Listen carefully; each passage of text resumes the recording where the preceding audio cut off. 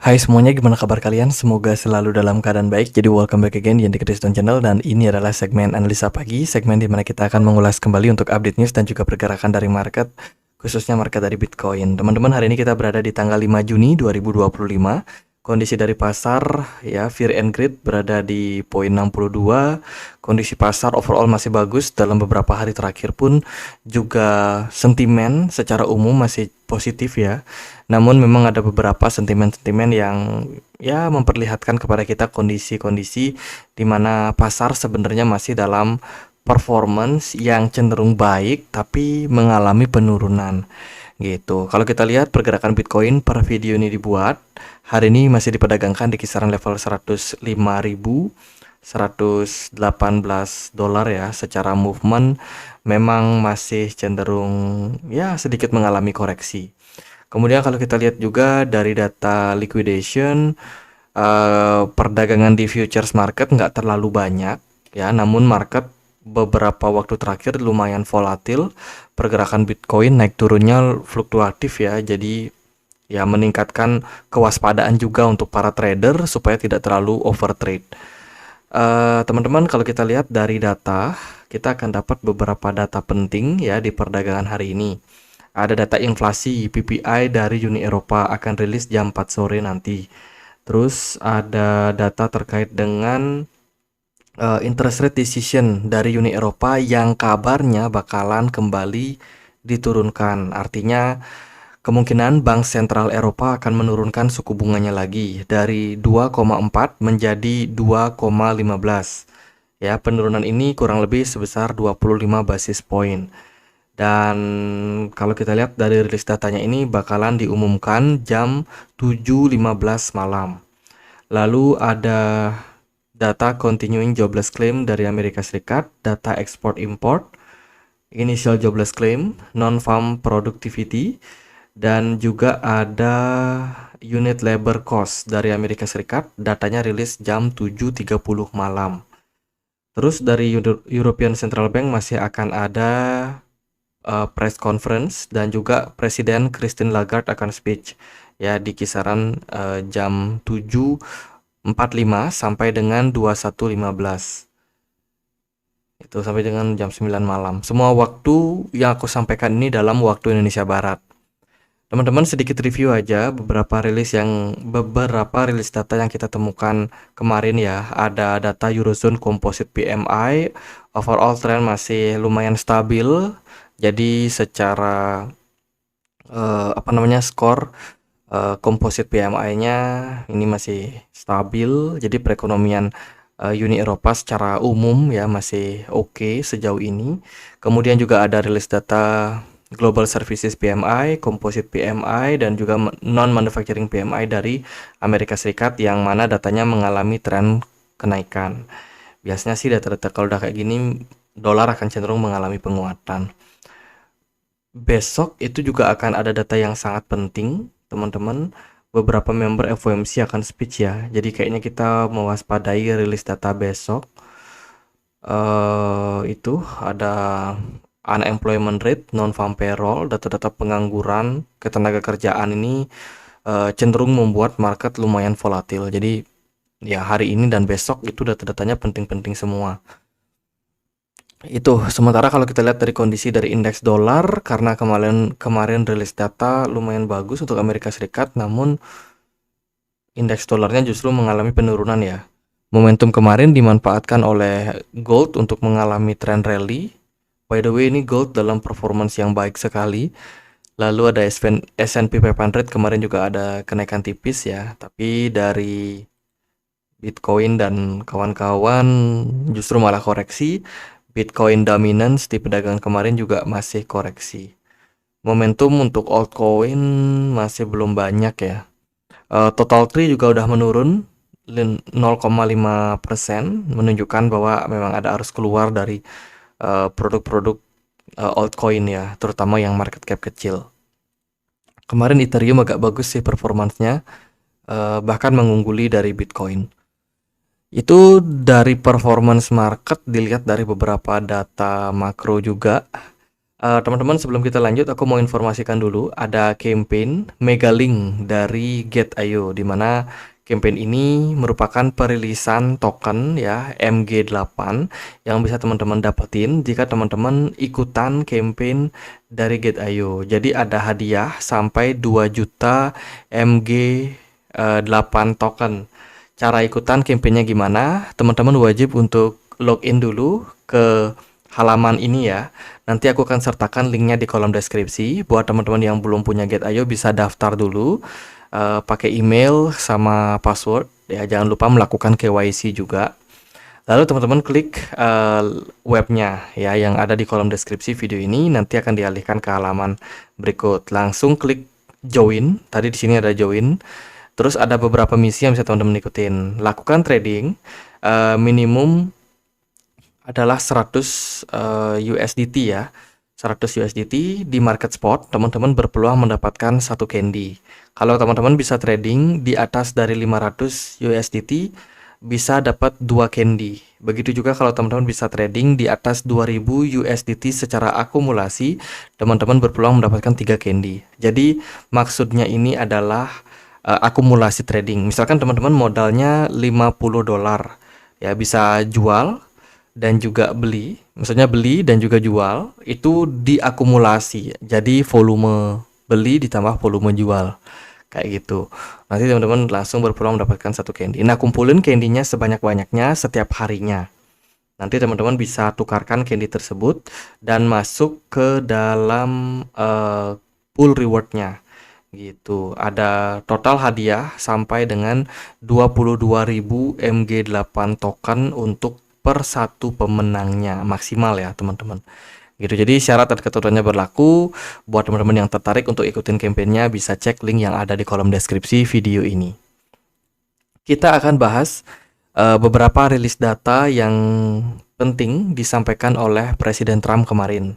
Trump secara resmi akan menaikkan, bukan akan sih, tapi menaikkan tarif terkait dengan import steel dan juga aluminium, baja dan aluminium itu per 8 Juni 2025. Jadi sudah naik.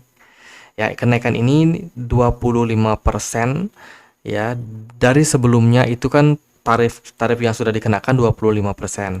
Dinaikkan 2 kali lipatnya menjadi 50%. Jadi kenaikan tarif ini itu akan kepada semua negara. Khusus untuk UK, penerapannya baru akan dilakukan itu kemungkinan di 9 Juli 2025. Jadi ya ini sudah sesuai dengan ketentuan dari peraturan yang dibikin atau ketetapan yang diambil oleh Trump. Gitu. Jadi intinya pajak untuk import steel dan juga aluminium Amerika Serikat mengalami kenaikan.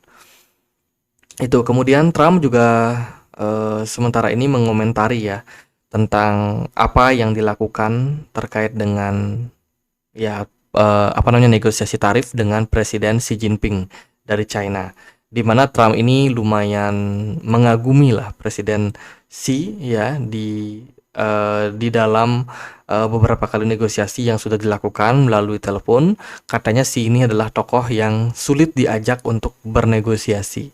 Ya, di tengah ketegangan perdagangan Amerika Serikat dan Tiongkok, Presiden Xi ini terbilang ya bisa dibilang pandai sekali memainkan perannya gitu sebagai pemimpin negara, di mana dia tidak gampang untuk terbujuk atau tidak gampang untuk dibujuk ya untuk bernegosiasi, karena dua negara ini sama-sama mencoba untuk mempertahankan kedaulatan. Amerika Serikat sebagai perwakilan barat ya, Cina sebagai perwakilan timur gitu. Dan ya menurut saya ini masih akan berlangsung ya perang tarif ini sampai ke depannya.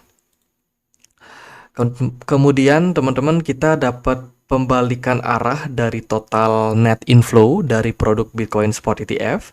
Kemarin ada aliran dana sekitar 378 juta US dollar masuk ke produk Bitcoin Spot ETF yang mendominasi adalah produk dari Fidelity sama 21 Share. Ya, kalau kita lihat juga dari Ethereum Spot ETF kembali mengalami inflow sampai dengan 109 juta US dollar. Ini udah mulai meningkat lagi ya inflow dari Bitcoin dan juga Ethereum Spot ETF, which is ini sinyal yang bagus untuk pasar. BlackRock ETF, BlackRock Bitcoin ETF, kabarnya akan mulai debutnya di Moskow. Teman-teman, kali ini produk dari IBIT, ETF futures dari BlackRock, yaitu sudah masuk ke pasar dari Moskow. Dan bisa dibilang ini merupakan sebuah berita yang sangat bagus untuk penyerapan produk Bitcoin Spot ETF gitu, karena ternyata produk ini tidak hanya bisa diperdagangkan di kawasan Amerika Serikat saja, tapi sudah di berbagai negara, teman-teman. Dan ya harapannya adalah semakin besar adopsi untuk Bitcoin itu sendiri.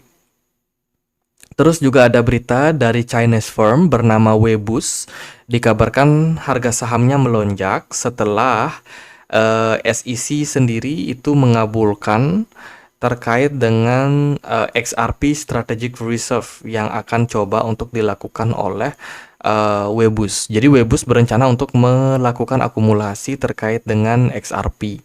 Total value-nya itu sampai 300 juta US dollar. Dan ini value yang cukup besar ya, di mana perusahaan ini akan berfokus melakukan akuisisi akumulasi untuk XRP token atau koin, teman-teman, sebagai corporate treasury mereka. Wow, ini berita bagus ya untuk XRP.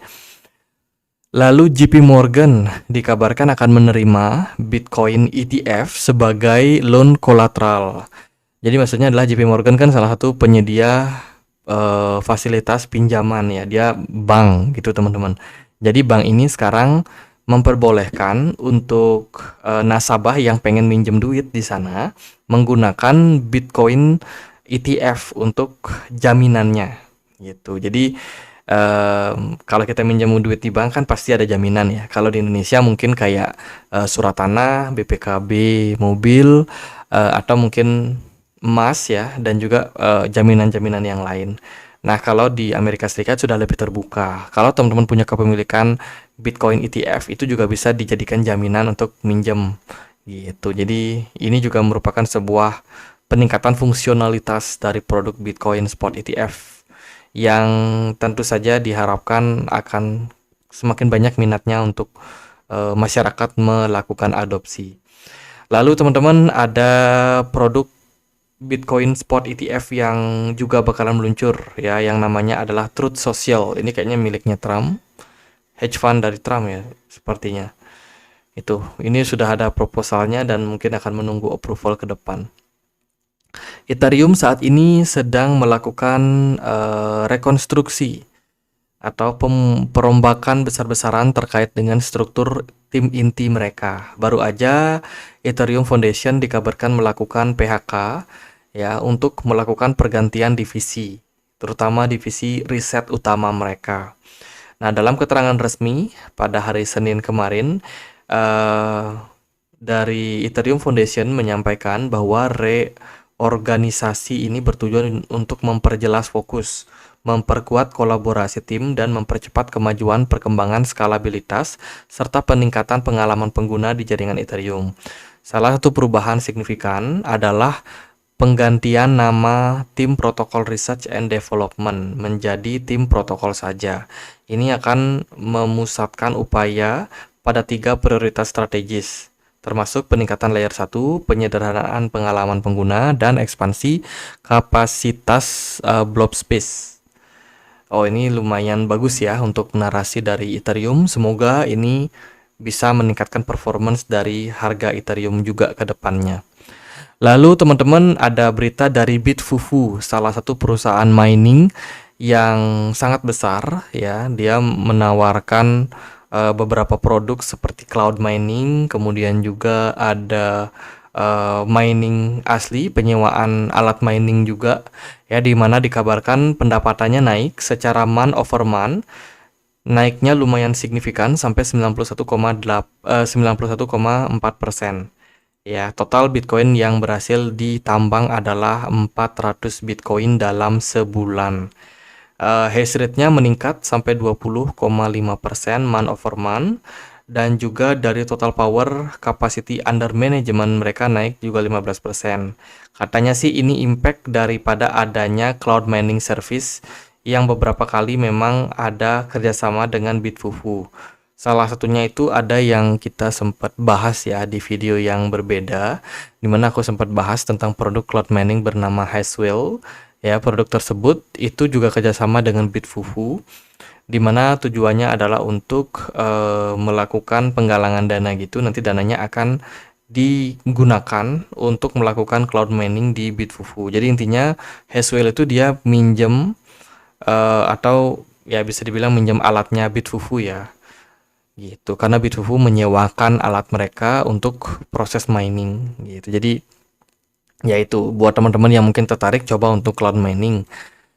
Terus ada berita yang lain dari Pump.Fun. Pump.Fun dikabarkan membutuhkan duit, teman-teman. Mereka berencana untuk merilis token mereka yang mungkin bisa menambah modal mereka untuk mengembangkan proyek dari Pump.Fun ini lebih besar lagi. Jadi Pump.Fun mencoba untuk mendapatkan sekitar 1 billion ya via token sales. Jadi 1 miliar US dollar via token sales, yang mana ini bakalan menjadi salah satu apa namanya ya untuk beberapa kalinya ya produk-produk DEX, produk-produk yang berhubungan dengan finance yang sifatnya desentral di market itu meluncurkan token dengan ekspektasi tentu saja adalah aliran dana yang mereka dapetin. Tapi hal yang terjadi saat ini tuh menarik ya teman-teman. Kalau aku perhatikan, kalau sebuah perusahaan Web3 pengen dapetin apa namanya aset atau dana, mereka nggak meluncurkan saham, mereka meluncurkan token. Padahal token ini kan sebenarnya ya bisa dibilang bukan sebuah jaminan pasti bahwa apa namanya satu token tersebut mewakili value dari perusahaan Pump.Fun itu sendiri. Gitu beda seperti saham yang memang sudah diawasi ketat ya sama regulator. Jadi ada perubahan yang terjadi pada pasar saat ini. Kemudian salah satu perusahaan kopi, ini perusahaan yang berhubungan dengan produksi, kemudian juga kafe ya, ya intinya itulah. Jadi perusahaan kopi di Spanyol ini dikabarkan berencana untuk melakukan pembelian Bitcoin ya sampai dengan 1 miliar US dollar Bitcoin. Jadi langkah ini diambil untuk mengikuti jejak dari MicroStrategy. Jadi makin banyak aja perusahaan-perusahaan yang menjadikan Bitcoin sebagai apa namanya reserve mereka ya. Jadi ini berita yang bagus. Namanya adalah Vanadi Cafe. Itu dari beberapa berita pasar overall sih menurut saya masih bagus-bagus semua ya secara berita. Lalu gimana untuk Bitcoin? Apakah Bitcoin bakalan lanjut rally atau enggak? Nah, sementara ini sih kalau dari saya pribadi masih apa ya bisa dibilang masih belum terlalu clear melihat pergerakan dari pasar. Hari ini Bitcoin udah turun aja ke 104.800 padahal tadi pas awal bikin video masih di 105 ya 105 ribuan ya. Teman-teman secara performance Bitcoin di time frame daily saat ini tengah koreksi. Dari mereka punya volume perdagangan sebenarnya masih cukup oke dengan volume smart money yang cenderung mengalami penurunan. Nah, kalau kita lihat dari movementnya Bitcoin, sebenarnya saya agak sedikit wanti-wanti dengan satu pattern yang cenderung masih terbentuk on developing ya dari pasar, yaitu ada pattern yang saya pantau sebagai descending channel. Teman-teman hati-hati dengan pattern seperti ini karena biasanya pattern ini mengindikasikan potensial koreksi atau teman-teman juga mungkin bisa consider ini sebagai apa namanya ascending broadening wedge ya. Tadi saya bilang descending channel ya, maksudnya ascending channel. Jadi pattern itu kayak gini. Channel. Nah, kurang lebih gambarnya tuh kayak gini ya, dimana secara tren itu sebenarnya mengalami kenaikan, cuman kenaikan tersebut harus kita waspadai dengan adanya proses breakdown gitu. Kalau seandainya dia memang breakdown, ya maka siap-siap aja teman-teman. Atau teman-teman juga bisa asosiasikan tersebut sebagai ascending broadening wedge. Ini juga Ya polanya kurang lebih mirip-mirip aja sih teman-teman. Gitu. Coba teman-teman perhatikan lagi pergerakan Bitcoin. Tapi pada intinya adalah level konfirmasi yang penting untuk Bitcoin saat ini yaitu di kisaran 104.500. Selama Bitcoin masih mempertahankan area support tersebut, ya secara pattern kemungkinan kita masih ada potensial kembali untuk rising atau menguat lagi secara harga gitu. Tapi kita juga butuh konfirmasi untuk Bitcoin supaya bisa menembus area 107 ribunya. Kemarin kan kita udah sempat ngetes nih di tanggal 4 Juni. Ya, udah dapat ngetes, di sana kena reject, terus harganya semakin merosot. Dan sekarang ini kita kemungkinan juga masih akan developing untuk candle-candle berikutnya. Jadi akan sangat-sangat menentukan kemana pergerakan arah kedepannya untuk pasar.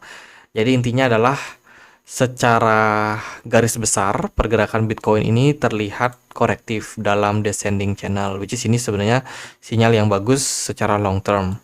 Nah, tetapi secara short term kita sangat mewaspadai adanya potensial penurunan yang lebih dalam. Seandainya kalau ada diskon, level yang menarik buat akumulasi berikutnya adalah di area 99.000 sampai dengan di 100 ribuan.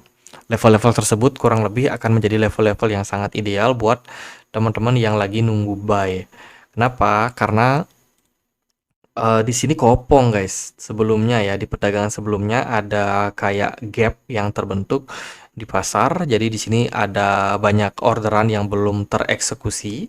So, kemungkinan kalau Bitcoin jebol level 104.500 ya, 104.500, kemungkinan potensialnya akan menuju ke kisaran 100 ribuan. Teman-teman akan sangat-sangat menarik buat akumulasi di sana dengan ekspektasi untuk kenaikan secara jangka pendek. Jadi bisa dimanfaatkan buat scalping. Seperti itu. Tapi kalau untuk sekarang ini, teman-teman ada yang hold Bitcoin, ya kita lihat aja apakah Bitcoin bakalan bisa breakout level 107.000 ya saat ini, ataukah Bitcoin justru malah breakdown dari level 104.500 gitu. Jadi sementara sih dari saya gitu aja, nggak terlalu banyak juga. Semoga video kali ini bisa bermanfaat buat kalian. Waspada, market belakangan ini anomali sekali. Bitcoin tidak berkorelasi dengan emas ataupun juga S&P 500. Mungkin karena Bitcoin sudah menjadi aset top terbesar kelima saat ini ya. Jadi secara pergerakan Bitcoin udah mulai kayak independen lah. Kalau di ibaratnya kayak anak yang baru beranjak dewasa kayak gitu ya. Bitcoin masih mencari jati dirinya dan ya dia nggak mau diatur-atur lagi sama orang-orang yang di atasnya gitu. Jadi nggak mau diatur-atur sama aset kelas yang lebih besar daripada Bitcoin itu sendiri. Jadi udah mulai kayak gede gitu ya teman-teman. Jadi paling gitu aja buat update kali ini. Semoga videonya bisa bermanfaat. Teman-teman kita punya komunitas juga diskusi di Telegram. Buat teman-teman yang punya akun Telegram bisa join di komunitas Telegram kita ya, gratis, nggak ada berbayar, nggak ada langganan apapun. Teman-teman bisa sama-sama belajar, sama-sama discuss, bisa sharing informasi juga di komunitas Telegram kita. Buat yang tertarik, linknya di kolom deskripsi. Akhir kata saya Andre, makasih. Ini udah mau Idul Adha, kayaknya Wales butuh dana ya buat buat apa namanya berkurban.